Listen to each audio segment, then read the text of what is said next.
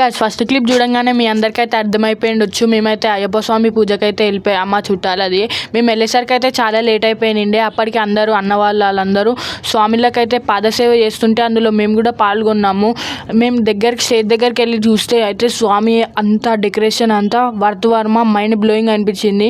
అందట్లో first ఏ దేవునికి పూజ చేసినా మొదటి పూజ గణేశునికి చేస్తారు కాబట్టి గణేశుడిని అయితే అక్కడ పక్కన విగ్రహం పెట్టారు.